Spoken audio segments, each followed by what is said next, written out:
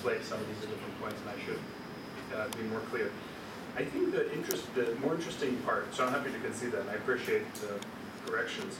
On the main claim that they're subversive tools, this is interesting, because it gets to the distinction I was making in the first round between ideology as the kind of unconscious importation of what we call the context into a concept versus the deliberate deployment of a concept in order to effectuate a context.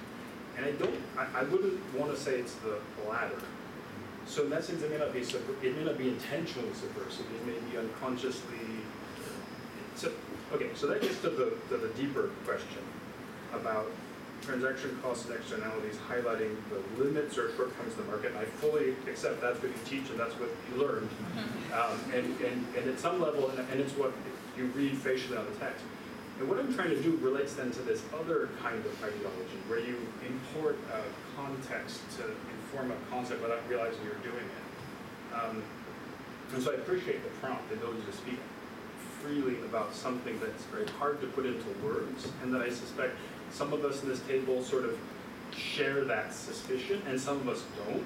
And so one of the interesting things about this conference is precisely to bring people who use concepts thinking of them as relatively neutral in that way, and therefore would be alarmed at the thought that I'm accusing people of using them subversively, and people who sort of think, well, all of our concepts model something about a historical situation and code for that.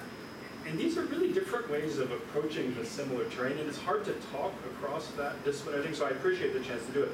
Let me try in my fumbling way then to do that, which is to say that one way that you can preserve a certain conception of the market as modeled in this general equilibrium way would precisely be the need to account for its shortcomings in ways that recenter it as the theoretical object rather than detract from or degrade it or substitute it as a theoretical object. And that's really abstract. It's kind of words, and I can imagine the conference like, this guy's giving us more word salad. And I sympathize with that. Let me try and be concrete about it.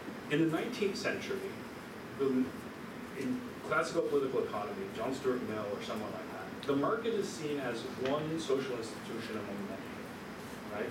And it's not taken as the model for how distribution and production work outside of an area that it sort of defines.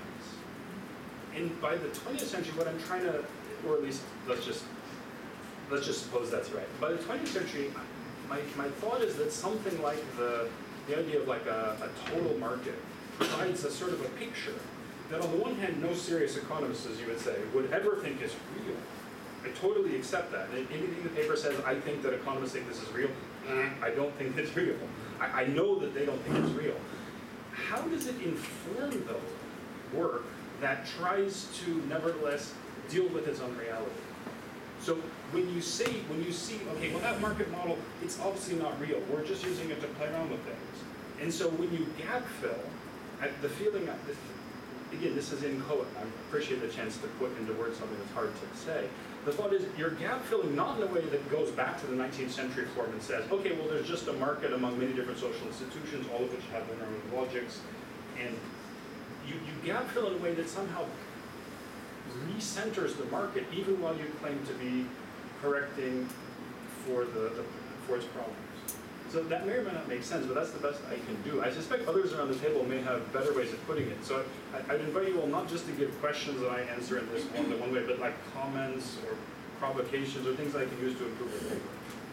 But I really appreciate the comments. And it's not easy to be critical to like a friendly group, even in Israel.